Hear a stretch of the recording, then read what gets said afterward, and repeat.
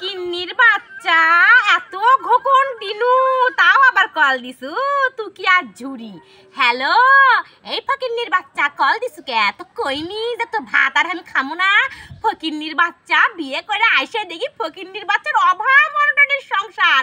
কোনো যে বিদেশ যারে আমাকে সংসারের না আয় উন্নতি হবি নি। ওই যে তুই সোলডাক আমার পেটের মধ্যে দিয়ে থিয়ে গেলু আর আসার নাম নাই।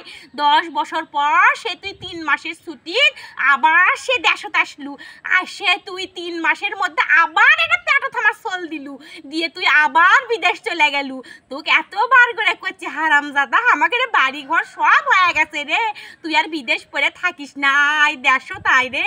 আমার তো জীবনটা একটু শেষ হয়ে যায় রে। হারামজাদা বলে আসবি না। হারামজাদা আমাকে করছে আবার 3 মাসের ছুটিতে আসমু কে? এই হারামজাদা কি আছে ক? হারামজাদা 3 মাসের ছুটিতে আসে আবার এই বয়সে আমাকে পেটত আবার এটা স্কুল দিয়েছে আবার বিদেশ যাবো। হারামজাদা কি পাচ্ছ তুই? তুই কি মনে করিস আমি কিচ্ছু বুঝি না? ওই বিদেশে তাই ছুটিটা ফুরফুর ফুরফুর করে ঘুরে বেড়ায়। ওইলে দেখতে ভাল লাগে, ওইলে লোভের জন্য আর দেশত বইয়ের কথা মনে হয় না। হারামজাদা তোর ভাতই আমি খাবো না। তুই কি মনে করছু যে এই দেশত আমার জন্য কেউ নাই? আমার লাগান ভাবির জন্য দেশত মেলা চোরা আছে। একজনের সাথে ভাগ্যে চলে যাবো তো 2 সাল তুই নিয়ে থাকিস হারামজাদা।